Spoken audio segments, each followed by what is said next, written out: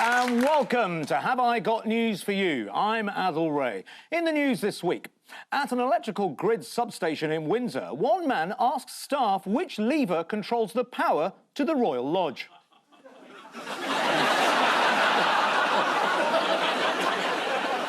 With only 8 months to go before the World Cup kicks off in America, FIFA arranged a demonstration of Donald Trump's proposed changes to the game.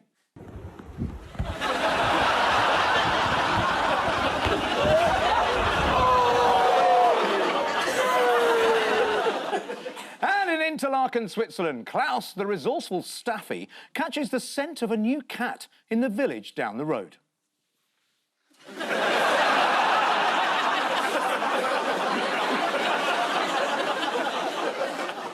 On Ian's team tonight is a Sky News presenter and journalist who says that when she was growing up, her favourite programme was Gladiators, a more innocent time when Storm, Shadow and Tomahawk were the stars of the show rather than long-range missiles.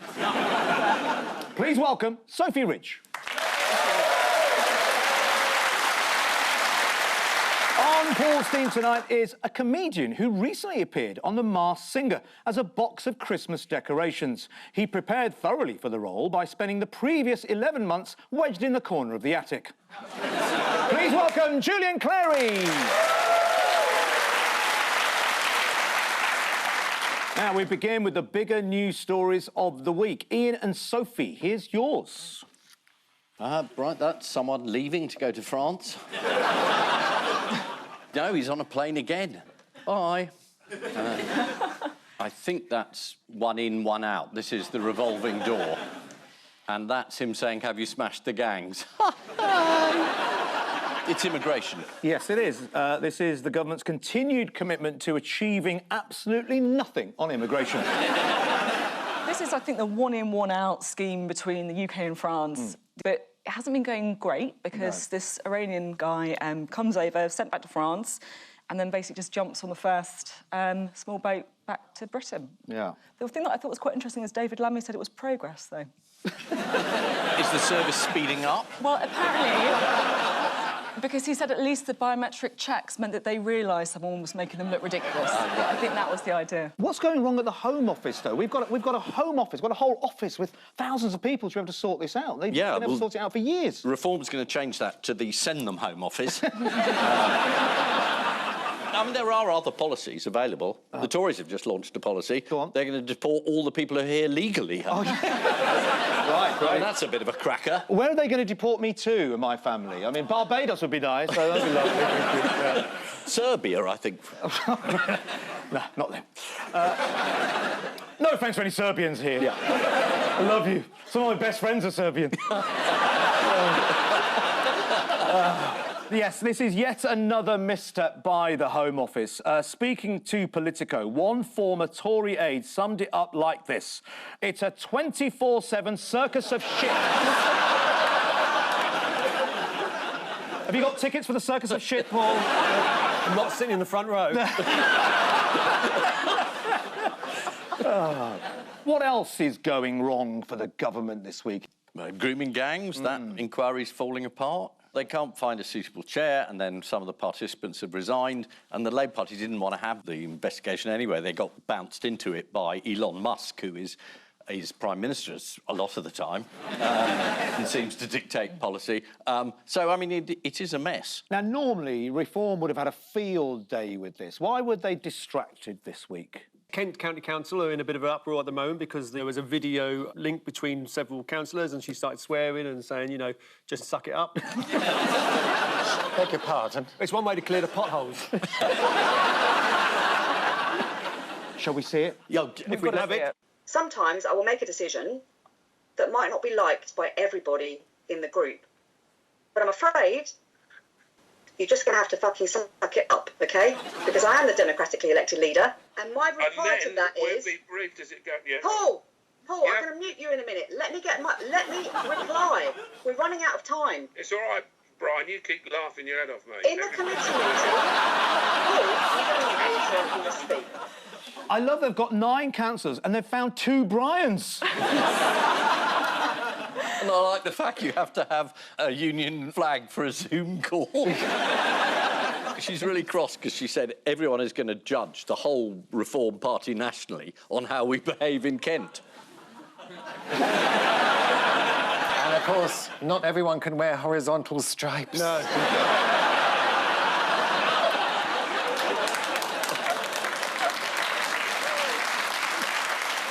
So 4 councillors have been suspended after that, although not the sweary leader for bringing the party into disrepute. But of course, everyone can make mistakes, though, can't they, Sophie? There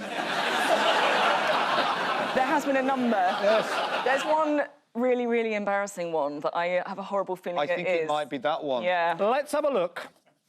Hello again. We're live from the Glasgow Science Centre talking to all the party leaders north of the border, and joining us in our studio now is the leader of Scottish Labour, Kezia Pepper. Thanks very much for being with us today.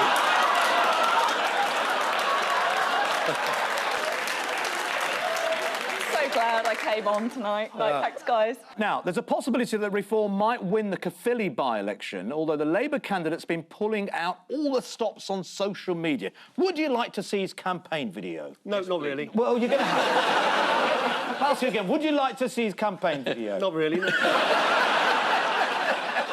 Paul Merton would really like to see his campaign video. I should close my eyes. But daddy is a state of mind, you know what I'm saying? I'm your daddy.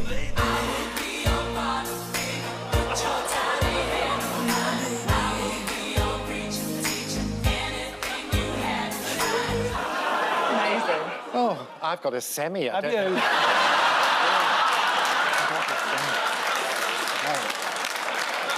He wouldn't be hard to catch, would he? Julian, I'm thinking of becoming a homosexual. What are the hours? 24/7. Is it? I'll sign up. This is a whole new TikTok thing, isn't it? Are you on TikTok, Ian? Yes, all the time. Yeah. It's a lot more difficult than being a homosexual, I tell you. Are you speaking from personal experience? Look, school one tries everything. Finally, who came to haunt us this week? Who came back? Boris Johnson. Yes! Boris Johnson. Yeah. Boris Johnson came back to give evidence to the COVID inquiry this week. Here he is arriving. Putting across that familiar air of calmness and tranquility. Did you like his comeback, Paul? No. No? Didn't watch any of it, to be honest. Oh, really? Yeah, I couldn't make my television work. Do we know what he was giving evidence about? COVID. Specifically. Schools. Yeah. Closed down. Yes. And none of it was his fault. No, none of it was this. Never is. Yeah, there was this kind of big row between, him and the then Education Secretary Gavin Williamson about whether they had a proper plan in place about what they should do if they had to close schools. But don't you feel the fact that Boris said we have a plan means they didn't? You can probably go where I can't on this, Ian. It's probably better. Do you think he made it all up? I do. But, I mean, he did have an interest in schools. I mean, there are thousands of his children. So Boris is very busy writing books, apparently. Do you know what Boris uses to help him write books? AI. Oh. But he pronounces it in a very strange way, doesn't he? He gave an interview the other day where he sort of gibbeted or something like that. Well, let's have a look, shall we? I love AI. Do you use AI? Absolutely. Do you use ChatGPT? I love it. ChatGPT is fantastic. It's so not ChatGPT. What do you use it for? What do you use it for? Well, I'm writing various books, and but I just use it. I just ask questions. You know that the answer, but ChatGPT always says, "Oh, your questions are clever. You're brilliant. You're excellent. You have such insight," and I love it. Julian, do you use AI? I haven't recovered from his hair yet. Looks like he's been plugged into the national grid. He's powering that light behind him. This is the government's migrant policy. The government are struggling to enforce their policy of one in, one out, which is embarrassing when they can enforce a one in, one out policy in Jolly's nightclub, Stoke-on-Trent. This week, a Zoom meeting held by Reform councillors in Kent got a bit heated. The leader of the council told the meeting she didn't need this grief as she was meant to be going on bloody holiday. Might I recommend Clacton? There's an empty house there you can use. Sophie Ridge once referred to Kezia Dugdale as the leader of the Scottish Labour. She later apologised and explained she didn't mean it literally.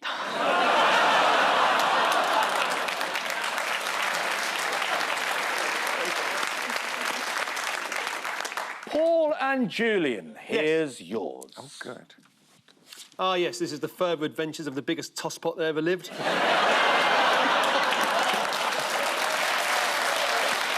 Yeah, there he is, Trump. He's knocking down the east wing of the White House, which is not even a metaphor for what he's doing to America. It's too obvious and blatant and on the nose for that. Yeah, he said he would pay total respect to the existing building, which I thought was quite... Because he loves it, apparently. He thinks it's lovely. When will it be finished, do we know? Times I've asked that. Yeah. Quickly. Quickly. So we see him getting excited about this construction. You probably hear the beautiful sound of construction to the back. You hear that sound? Oh, that's music to my ears. I love that sound. Other people don't like it. I love it, Josh. I think when I hear that sound, it reminds me of money. It's going to cost $250 million. He had a fundraising dinner. Who do you think was at the fundraising dinner? Oh, Farage. Do you think he's donating? No, but he's always sniffing round there. Is he really? Sort of like the head of Amazon, Elon Musk, people like that. Absolutely right. Representatives from Amazon, Meta and Palantir were there. Mordor, Beelzebub and Voldemort sent their apologies. Now, who's not happy with the reconstruction? Melania? Oh, yeah, why wouldn't Melania Oh, be yeah, because happy? it's just where the First Lady's quarters are, isn't it? It's in the East Wing, so she's got to go and live in a rose bush. What else has Trump been changing at the White House? His underwear? What underwear do you think he has? Padded and absorbent.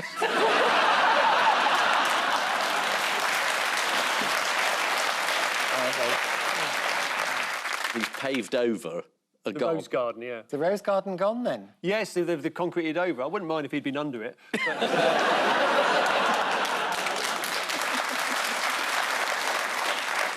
Also, he's redecorated the Oval Office. This is the Oval Office before Trump took power, and here it is after. Wow. Yeah, Keir Starmer's changed. so's Joe Biden. And we can assure you we didn't use And it's all genuine gold, is it? It's not Farrow and Ball, I'll tell you. Critic Kate Wagner described it as a regional car dealership rococo. I think I used to hear them on John Peel back in the day.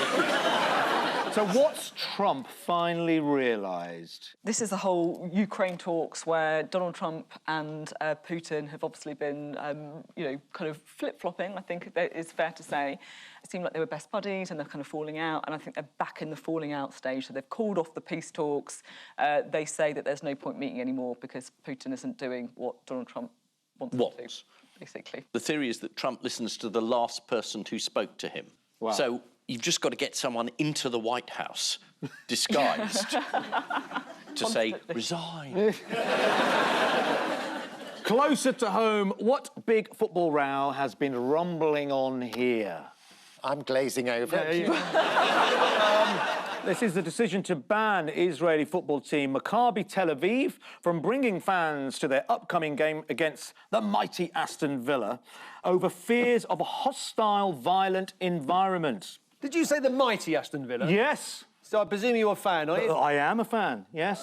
And there's the other one over there. Keir Starmer has criticised the ban as unfriendly towards Israel. Why is he wrong about that, then? Because other people who ban this team include Israel. So... Has he banned the team or the fans? The fans. So He's banned the fans. Fans have been asked not to. Oh, you just said the team. Yeah. Oh, sorry, but how stupid and inaccurate of me. Ian doesn't know anything about football. In fact, he's going to become the next manager of Nottingham Forest. I don't even know why that's funny. So, yes, they've been rioting in Israel. By the way, I don't think they're actually banned in Israel itself, but there's they've just been one sanctioned. match. They have been sanctioned. Their game was cancelled. Yeah. The team are coming, but they've got to play in a stadium with none of their fans there. That's it. That's right. Well, that's not right, is it? You need your fans to chivvy you along, don't you? And say, Chivvy? Come on. Come on, lads. Sticking with your favourite subject, football, there were more shocking football scenes this weekend when Manchester United beat Liverpool at Anfield for the first time in 9 years. Yes. Let's see a Man United fan reacting to the winning goal. Keep an eye on the bloke on the right.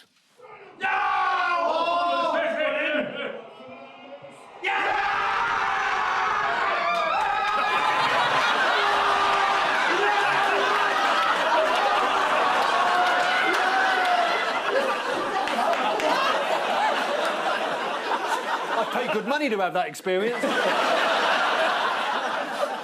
So this is Donald Trump's construction of a new ballroom at the White House. According to the BBC, estimates for how many people the new ballroom will hold range from 600 to 900.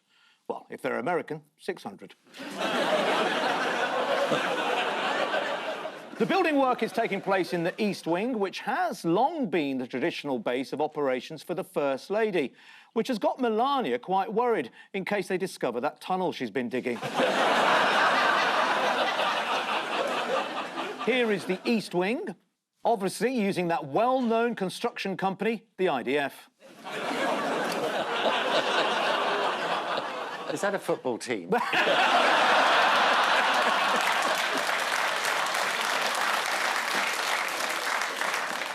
And so to round two, the picture spin quiz. Fingers on buzzers, teams. Oh. As somebody said, I bet he's sweating now.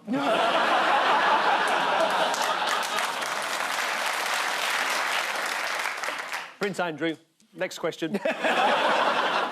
Yep, this is the disgrace and fall from favour of Prince Andrew, or as The Sun put it this week, the band old Duke of York. This is the whole thing about Prince Andrew having to give up his royal titles. And then there's this big row about the house as well, right? The kind of royal lodge with the 30 bedrooms that he's been living in and paying a peppercorn rent, so... I mean, I think they'll strip away the lot. Soon he won't even be allowed to use the word Andrew. What do you think we'll call him? We'll call him 76428. He'll finally be at His Majesty's pleasure. Hello, are you my Uber driver? Master Chef with Prince Andrew. Pizzas. He might go into exile, though, mightn't he? Isn't there a palace waiting for him in Dubai? Really? That's what I'd do if I was him. It's hot out there, but he'll acclimatise. Yeah. Now, what did he ask somebody to do? Yes, it was one of his security people to find out the Virginia Giuffre's social security number. Yeah. Dig up dirt, was it? Dig up dirt, yes. Yes, exactly. It would seem she has a criminal record in the States. I've given her DOB and security number for investigation to redacted protection officer. And how did he know that? Andrew continues to vigorously deny all wrongdoing, and our lawyers would like to emphasise that his former Royal Highness has given £12 million of his mum's money to someone he's never met before and renounced all his titles for something he didn't do with the same person he's never met before at the house of someone he was only friends with, to be polite. I hope that clears things up.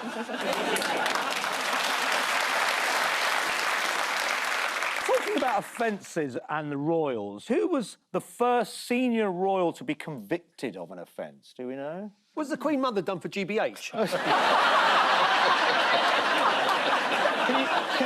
Can you tell us more about that incident? Who was it? Who was she She attacking? was walking around Tower Hamlets one night. She'd, Right. she'd had a few. Yeah. She burst into a kebab shop and said, all right, who wants some? Only 4'11", but wallop, one after the other. Princess Anne? I mean, it was Princess Anne. The Princess Royal was prosecuted under the Dangerous Dogs Act when, according to The Guardian, Dottie bit 2 children. Although the rest of the family just call her Anne. This is the jobless, titleless, shameless Prince Andrew, who now, according to The Sun, spends much of his time in the Royal Lodge watching a giant TV. Good evening, Andrew.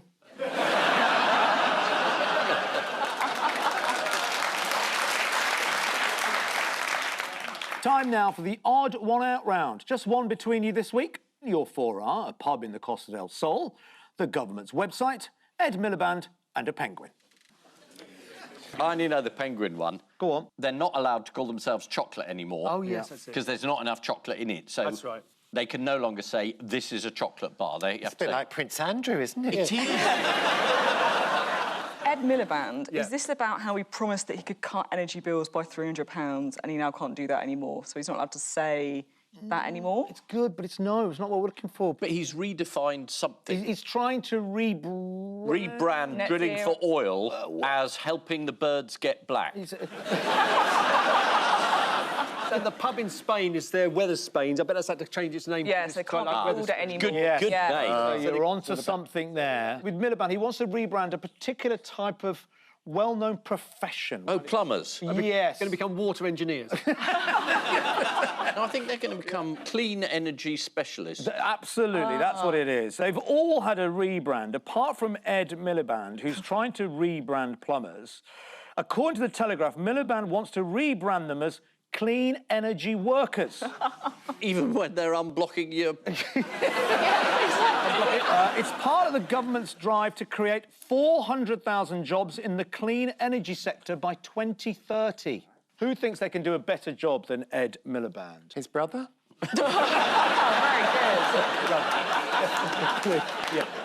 Someone else, a famous TV sort of star. Oh, Joe Pasquale.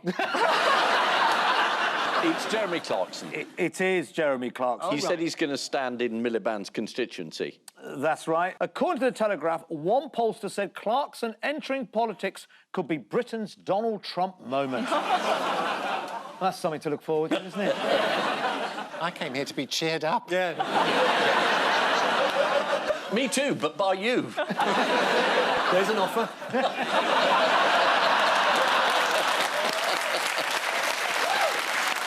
What's wrong with the name of this pub in the Costa del Sol, then, Paul? You mentioned. Well, it's Weatherspoons, and obviously there's a very lucrative pub chain called Weatherspoons, and I imagine they're sort of not very happy about the close proximity of the two names. Absolutely. What are the big differences between Weatherspoons and Weatherspains, do you think? Well, as the name suggests, one of them's in Spain. Yes, well, one Weatherspains punter described the name saying, it's weather, not weather, and it's in Spain. While another told The Sun, the terrace of our Weatherspoons back home overlooks an Asda car park. So the sea view from here is a lot nicer. The Gov.uk website has had a radical overhaul. Here's the old logo. Yeah, OK, good. Yeah, That, good. yeah. And here is the new one. Can we see that again? Old one, new one. It's like one of those tests you get at the optician. Instead of using the punctuation correctly, they've raised it so that it's functionally illiterate. I suppose that's on brand. You mentioned this earlier. Penguins can no longer be legally described as chocolate due to a reduction of cocoa in their recipes. Their status has now been downgraded to chocolate flavour. Now, Penguin isn't the only biscuit to have suffered this fate. Club. Coming on to that. Club biscuit. We're coming on to that. Oh, yeah, OK. Yeah. Who fancies a quick game of chocolate or choconot? Club biscuit. Wait! It is choconot. Now, do you remember this Club Biscuit's classic slogan?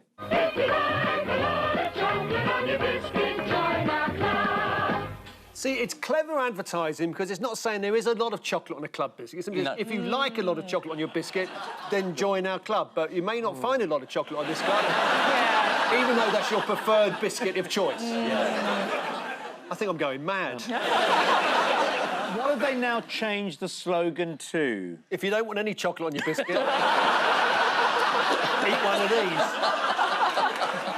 Club have had to change their slogan to If you like a lot of biscuit in your break, join our club. Oh, it's not the same. So they've all had a rebrand apart from Ed Miliband, who's trying to rebrand plumbers.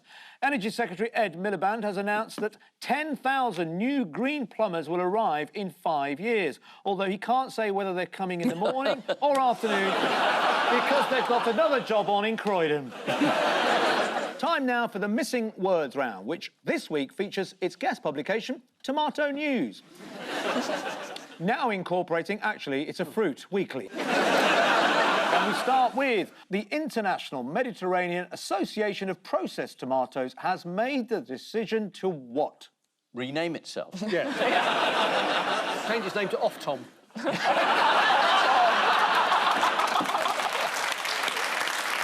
The answer is the International Mediterranean Association of Processed Tomatoes has made the decision to admit the Association of Traditional Bulgarian Preserved Foods as its newest member. Close. Yeah, we'd have got there in the end. Right. Next, scientists inspired by sea creatures say one day you'll be able to what? Grow extra limbs. Grow an extra leg. Win a three-legged race on your own. Grow tomatoes underwater. Breathe underwater. Breathe is good. Breathe something about Gills. what else? Where else could you breathe? Out your arse. Yes! What? Yes! Well, no! This is absolutely true. Yes.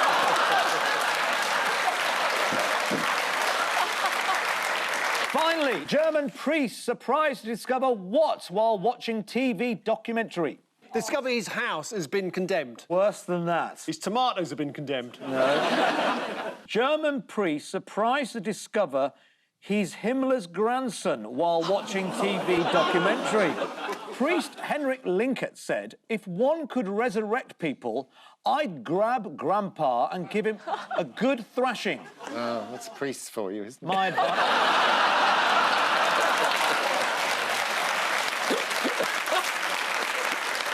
So the final scores are Ian and Sophie have 6, and Paul and Julian have 6. On which note, we say thank you to our panellists, Ian Hislop and Sophie Ridge, Paul Merton and Julian Clary, and I leave you with news that the manager of the Waitrose in Slough questions a suspected shoplifter about some vegetables she failed to put through the self-scanner.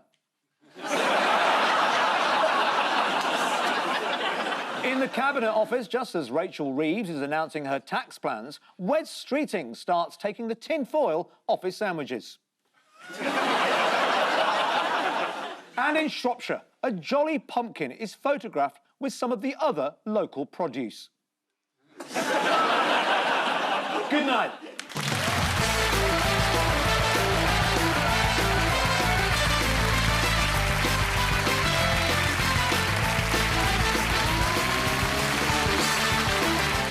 A story of friendship, board games and finding your way in the world. Watch Leonard and Hungry Paul on iPlayer. And when it comes to troubled minds, trust me, nobody knows more than Alan Partridge. How are you? Next, you're on BBC One.